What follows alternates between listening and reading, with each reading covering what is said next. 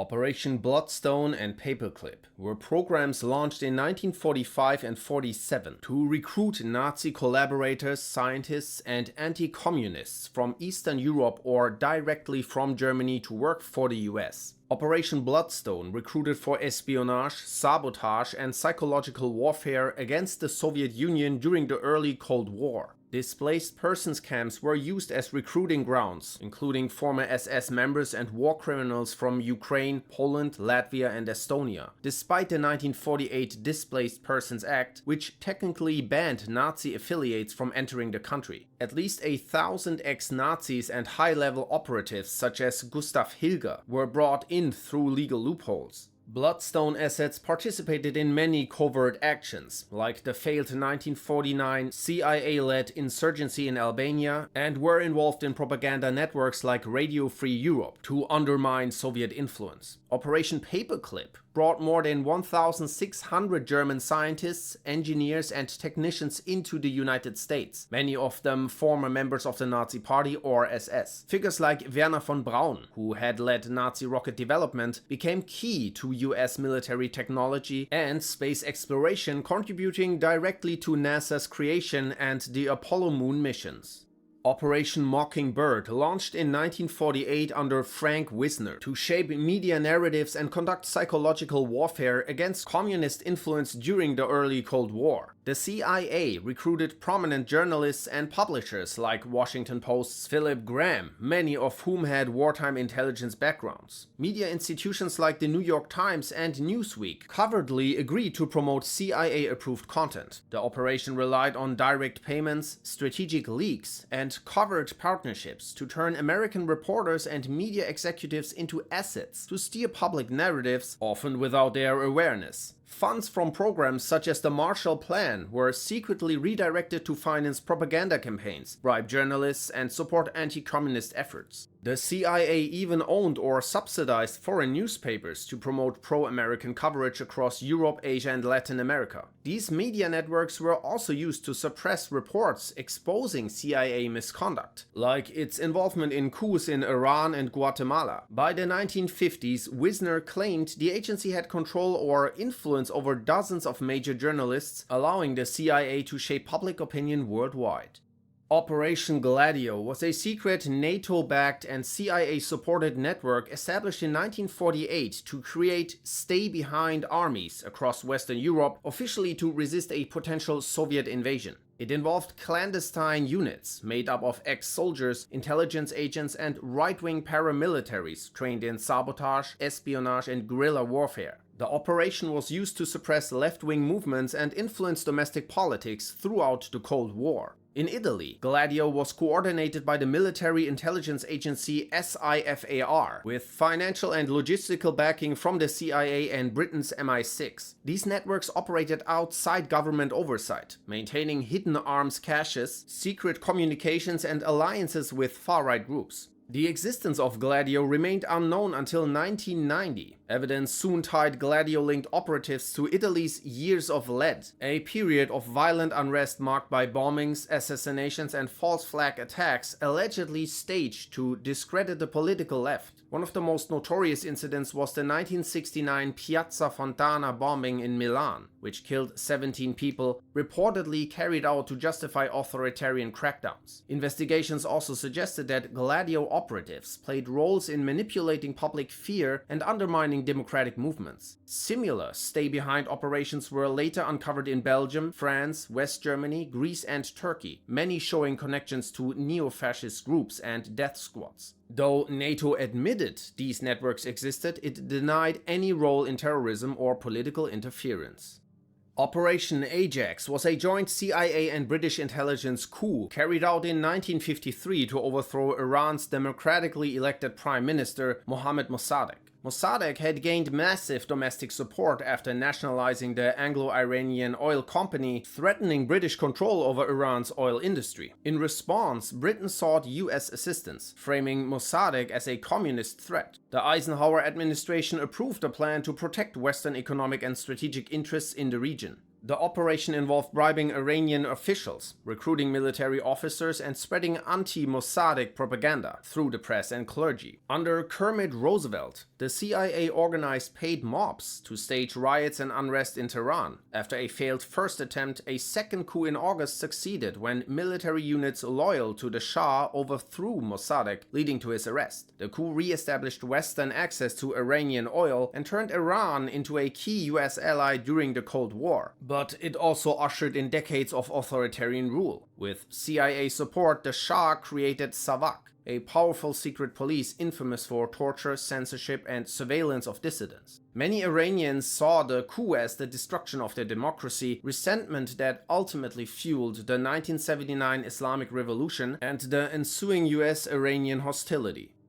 Operation Acoustic Kitty was a CIA experiment launched in the 1960s. It involved implanting a microphone in a live cat's ear canal, a transmitter in its skull, and a wire antenna along its spine and tail, aiming to use it for covert audio surveillance of Soviet officials. The effort cost between $10 and $20 million and required special teams to make the cats follow targets on command. The first test in 1967 near the Soviet embassy in Washington, D.C. was an epic fail when the cat was released to spy on 2 Soviet diplomats, but instantly wandered into traffic and was run over. Operation PBSUCCESS was a CIA-led coup in 1954 that overthrew Guatemala's democratically elected president, Jacobo Arbenz. He had introduced land reforms to reduce poverty by redistributing unused estates, including over 400,000 acres from the US-based United Fruit Company. The company, deeply connected to Washington through CIA Director Allen Dulles, portrayed Arbenz as a communist threat, convincing the Eisenhower administration to act. With a $7 million budget, the CIA launched propaganda, psychological warfare, and a small US-trained rebel force led by Carlos Castillo Armas, under CIA officer David Atlee Phillips. The campaign relied on radio broadcasts, sabotage, and fabricated reports of rebel victories to demoralize Arbenz's military. In June 1954, facing internal collapse and fear of a US invasion, Arbenz resigned and fled. Castillo Armas was installed as president, reversing the land reforms and beginning a wave of political repression. The coup led to a succession of US-backed military regimes and a brutal 36-year civil war that cost the lives of more than 200,000 people, mostly indigenous civilians. MKUltra was a secret CIA program operational by 1954 under Sidney Godley, created to explore methods of controlling and manipulating the human mind. Its goal was to find ways to extract information, erase memory, modify behavior, and even create involuntary assassins through hypnosis, drugs, and psychological coercion. Prisoners, foreign nationals, and unwitting US citizens were subjected to experiments aimed at breaking their resistance. MKUltra received unlimited funding and operated without oversight for nearly 2 decades. Researchers tested hallucinogens, hypnosis, electroshock therapy, sleep deprivation, and sensory isolation, often all combined to induce amnesia or compliance. Hypnosis was used not just for interrogation, but to implant false memories or commands, and many experiments crossed into torture through prolonged isolation and abuse. One of the most notorious incidents involved US Army scientist Frank Olson, who was secretly dosed and later fell to his death in 1953 under suspicious circumstances. The program also ran operations like Midnight Climax, where CIA paid prostitutes lured men to safe houses to be secretly drugged and observed through one-way mirrors. MKUltra consisted of dozens of sub-projects run through universities, hospitals, or prisons in both the US and Canada. Its overseas counterpart, MK Delta, tested mind-controlled drugs on foreign subjects. The program was allegedly terminated in 1973 by CIA Director Richard Helms, who ordered the destruction of most records, leaving the full extent of MKUltra's activities permanently obscured.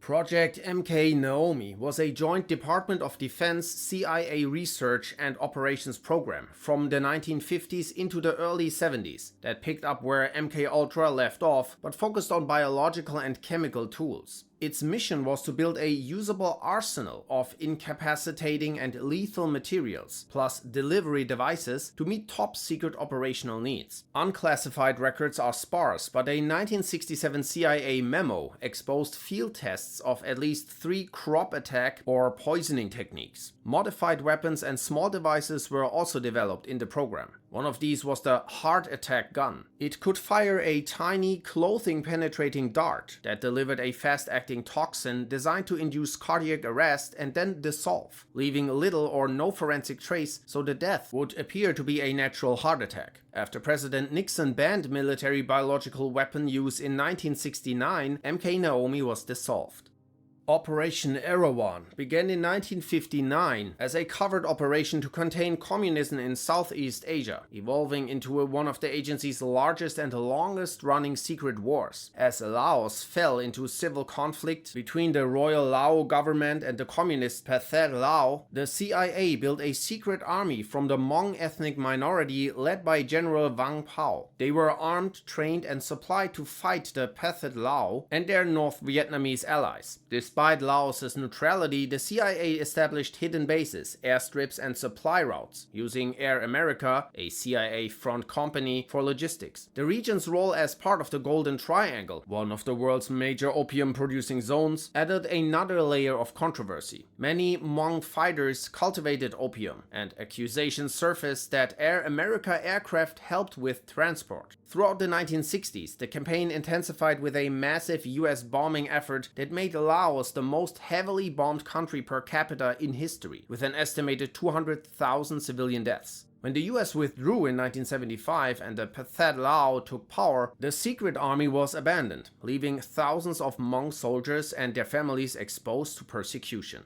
The Congo Crisis began in 1960 when Patrice Lumumba became the country's first democratically elected prime minister. His nationalist stance and calls for anti-imperialism alarmed Western powers, especially after he sought Soviet assistance to quell internal unrest and army mutinies. Viewing him as a potential Soviet ally in a resource-rich region, the CIA under Allen Dulles approved plans to remove him by lacing his toothpaste with poison. Though the plot was never carried out, Lumumba was soon captured, tortured, and executed by forces loyal to rival Joseph Mobutu, supported by the US and Belgium. Later investigations confirmed CIA involvement in undermining Lumumba, with Station Chief Larry Devlin admitting to funding opposition groups and blocking efforts to save him. Lumumba's death triggered decades of instability, paving the way for Mobutu's US-backed dictatorship.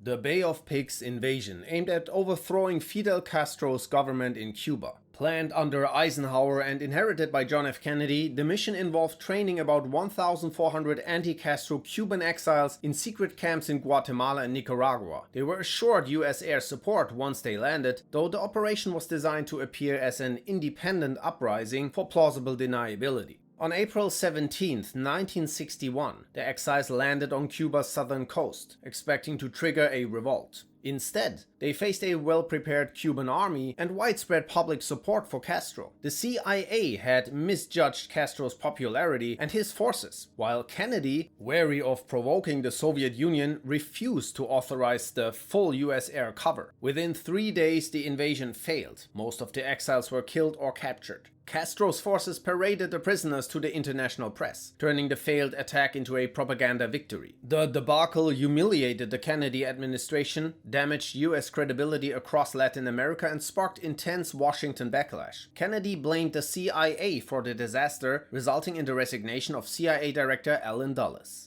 Operation Mongoose was launched after Fidel Castro's 1959 revolution, which overthrew the US-backed Batista regime and nationalized American businesses in Cuba. His alignment with the Soviet Union and anti-American stance made him a central target. By 1960, President Eisenhower authorized covert operations to destabilize and remove Castro, leading to a series of plots, but the operation peaked later under Kennedy after the failed Bay of Pigs invasion. The CIA enlisted members members of the American Mafia, who shared hostility toward Castro, whose government had shut down their Havana casinos. Together, they developed numerous assassination plans, ranging from poison pills and toxic diving suits to exploding cigars. Despite years of attempts and millions spent, every operation failed and Castro publicly ridiculed the efforts. Operation Northwoods was a proposed false flag plan developed in 1962 by the US Department of Defense. It suggested that CIA operatives carry out or stage acts of terrorism against American military and civilian targets, then blame them on Cuba to justify a US invasion. This included hijacking or shooting down US airliners, sinking refugee boats, bombing American cities, and faking attacks on Guantanamo Bay. The goal was to create public outrage and political support for war against Fidel Castro's government. But President John F. Kennedy rejected the plan, disturbed by its extremity, and soon after removed General Lyman Lemnitzer as chairman of the Joint Chiefs of Staff. The operation was never carried out. The assassination of President John F. Kennedy on November 22, 1963 in Dallas, Texas remains one of the most debated events in American history. Officially, JFK was killed by Lee Harvey Oswald, who fired 3 shots from the 6th floor of the Texas School Book Depository. However, many have linked the CIA to the event. Kennedy had blamed the agency for the Bay of Pigs failure and went on to fire CIA Director Allen Dulles and Deputy Director Charles Cabell, creating lasting resentment within the agency. Dulles later served on the Warren Commission investigating Kennedy's death, raising conflict of interest concerns. Declassified files show the CIA withheld information from the investigation, including Oswald's connections to anti-Castro operatives and his suspicious trip to Mexico City. Moments after JFK's assassination, police photographed 3 tramps arrested near Dealey Plaza, fueling wild theories tying them to CIA operatives like E. Howard Hunt, Frank Sturgis, and even hitman Charles Harrelson. Former CIA officer E. Howard Hunt was also alleged to have hinted at agency involvement. In 1979, the House Select Committee on Assassinations concluded that Kennedy was likely killed as part of a conspiracy, though it found no direct proof against the CIA. Oswald's murder 2 days later by nightclub owner Jack Ruby, before standing trial, only deepened public suspicion that the full truth was being concealed. The Brazil coup support. In 1964, a CIA-led effort played a decisive role in the military coup that overthrew Brazilian President João Goulart. His land reforms, nationalization of industries, and support for labor movements alarmed Washington. The Kennedy administration had already begun covert planning to weaken Goulart, and after Kennedy's death, President Johnson pushed further. The CIA worked closely with Brazilian military leaders, providing intelligence and clear assurances of US support. Operation Brother Sam, a naval task force positioned off Brazil's coast with fuel and ammunition, stood ready to intervene if the coup faltered. Once the military seized power, the US quickly recognized the new regime, which suspended democracy, outlawed opposition, and began a 21-year dictatorship marked by censorship, torture, and disappearances. Declassified documents later revealed that the US knew about and backed these abuses, framing them as part of the fight against communism. The Che Guevara Assassination. In 1967, the CIA played a key role in the capture and execution of Marxist revolutionary Che Guevara, after he attempted to ignite uprisings in Congo and later Bolivia, where he and his small guerrilla force struggled with logistics and local support. The CIA, US Army Special Forces, and the Bolivian government deployed operatives to train and advise the Bolivian Ranger Battalion for counterinsurgency operations. On October 8th, Guevara was wounded and captured in a firefight, then interrogated by the CIA. Although the agency allegedly wanted him alive for intelligence purposes, the Bolivian government chose to execute him. The Phoenix program, launched in 1968 during the Vietnam War, aimed to dismantle the Viet Cong civilian support network through infiltration, detention, interrogation, and assassination. Coordinated with US military intelligence, South Vietnamese forces, and local police, it targeted suspected operatives in rural areas using informants and surveillance. By 1972, over 80,000 people had been neutralized. Provincial interrogation centers funded and overseen by the CIA became notorious for torture and extrajudicial killings. The program operated with little oversight, and many were targeted based on faulty intelligence, personal vendettas, or coerced confessions. Whistleblowers like K. Barton Osborne described the centers as comparable to concentration camps, though the CIA defended Phoenix as an effective counterinsurgency tool. Project FUBELT. Between 1970 and 73, the CIA played a central role in undermining Chile's democratically elected president, Salvador Allende, whose Marxist policies alarmed the Nixon administration. The agency spent millions supporting opposition media, funding anti-Allende political groups, and promoting strikes and sabotage to destabilize public order. While the CIA did not directly execute the coup, it built alliances with Chile's military and business elite, creating conditions that enabled the September 1973 overthrow. The coup resulted in Allende's death and the bombing of the presidential palace, after which the US quickly recognized and supported Augusto Pinochet's military junta. Despite its widespread repression, including detention, torture, and forced disappearances of thousands of Chileans. Operation Condor, launched in 1975, was a US-backed transnational intelligence network linking right-wing South American dictatorships in Chile, Argentina, Brazil, Uruguay, Paraguay, and Bolivia. It coordinated surveillance, kidnapping, torture, and assassination of dissidents. The program was organized through regional intelligence agencies, Chile's DINA, Argentina's SIDE, and Uruguay's SID, with the CIA providing training and a telecommunications hub in Panama. While the CIA denied direct involvement in fatalities, declassified documents show it was fully aware of the operation's scale and mechanics. Victims included government officials, students, priests, labor organizers, and journalists, with estimates of at least 60,000 disappeared. The operation faded in the early 1980s.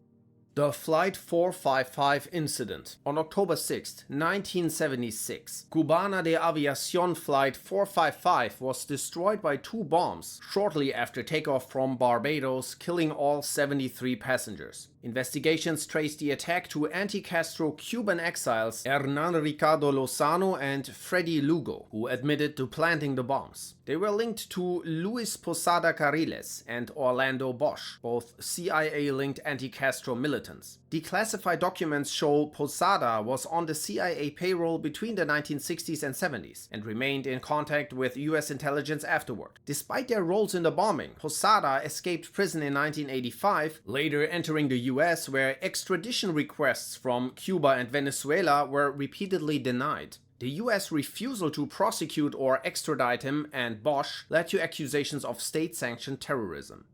Operation Cyclone, launched in 1979, was a covert program to arm and finance Afghan mujahideen resisting the Soviet invasion. Directed by William Casey and supported by the Reagan administration, it funneled billions in weapons, Stinger missiles, explosives, and financial aid through Pakistan's ISI for guerrilla warfare. The US aimed to turn Afghanistan into a Soviet Vietnam, a long, unwinnable conflict. While the operation helped drive out Soviet forces by 1989, it empowered radical Islamist groups, helping the rise of Al-Qaeda. Fighters like Osama bin Laden used the networks established during this period to organize foreign volunteers. Although the CIA did not directly fund bin Laden, its support of the Mujahideen left weapons and trained fighters in the region, fueling the Afghan civil war and facilitating Taliban dominance afterward.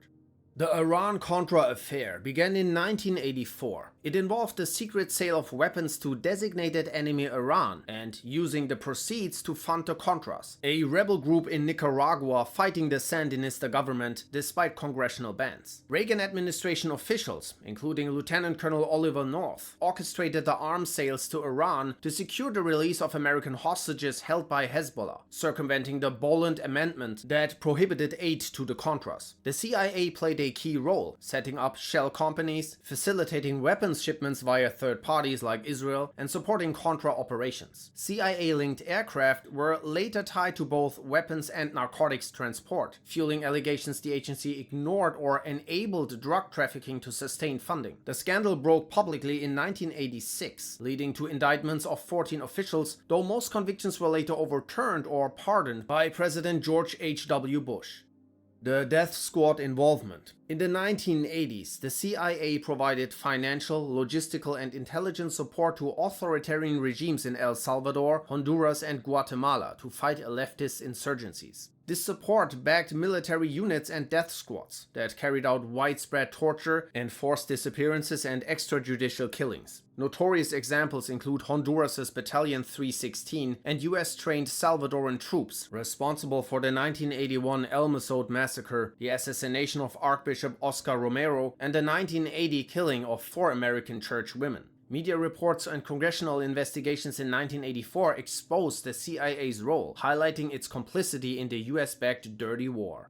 The CIA manuals. Declassified in 1996, CIA documents revealed training manuals distributed in Latin America from the 1960s through the 80s that promoted torture, coercion, and extrajudicial killings. The 1963 Cuba Counterintelligence Interrogation Manual outlined electric shocks, forced nudity, drugging, sensory deprivation, and isolation. Its content influenced the 1983 Human Resource Exploitation Training Manual, used at the U.S. Army School of the Americas, which guided Latin American military and police personnel. The school, funded by US taxpayers, had trained 58,000 soldiers since 1946. The CIA claimed the manuals were theoretical.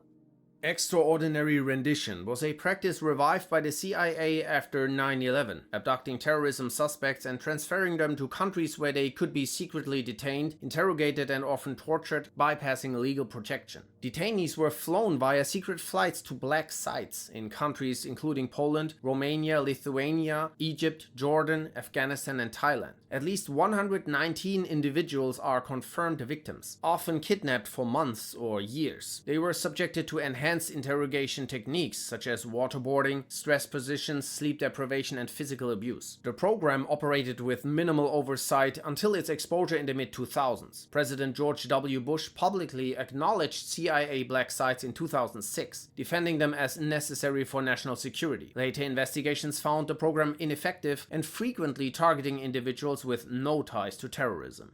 The 2003 US invasion of Iraq was justified largely by CIA claims that Saddam Hussein possessed chemical, biological, and potentially nuclear weapons of mass destruction. Secretary of State Colin Powell cited alleged uranium purchases from Niger and mobile bioweapons based on flawed or fabricated intelligence, including reports from unreliable sources like the defector Curveball. The CIA produced a 2002 National Intelligence Estimate claiming Iraq maintained active WMD programs directly influencing the Bush administration's decision to invade. After the invasion, investigations, including the Iraq Survey Group, found that Iraq had abandoned WMD programs in the 1990s and had no stockpiles. The false intelligence severely damaged the CIA's credibility, undermined US global standing, and contributed to long-term instability in Iraq, fueling insurgencies and the rise of ISIS. CIA drone strikes began under President George W. Bush and expanded under Obama, becoming central to US counterterrorism operations in Pakistan, Yemen, and Somalia. Conducted by the CIA's Special Activities Division, these missions were largely covert, operating with limited transparency and oversight. While the strikes eliminated numerous suspected militants, they also caused an estimated 900 to 2,200 civilian casualties. A 2009 strike in Yemen, which took out Al-Qaeda operative Saleh al-Somali along with several civilians, created moral outrage. The fake vaccination campaign. In 2011, the CIA organized a fake hepatitis B vaccination campaign in Pakistan to confirm Osama bin Laden's whereabouts in Abbottabad. Pakistani doctor Shakil Afridi led the operation, aiming to collect DNA samples from children near the suspected compound to match with bin Laden's known relatives. The campaign began in poorer neighborhoods to establish credibility before moving closer to the target area, but it failed to produce conclusive results. After bin Laden's death, revelations about the ruse sparked backlash, severely undermining legitimate vaccination programs as the Taliban and other groups used the incident as evidence that Western vaccination efforts were fronts for espionage. The Julian Assange plot. In 2017, the CIA, under Director Mike Pompeo, developed plans to kidnap or assassinate WikiLeaks founder Julian Assange while he was living in the Ecuadorian embassy in London. The agency discussed scenarios including kidnapping him from the streets, engaging in shootouts with Russian agents, or neutralizing him if he attempted to escape. The CIA also secretly recorded his conversations and monitored visitors to stop further leaks. Assange was eventually arrested by British authorities in 2019 and now faces extradition to the US on espionage charges.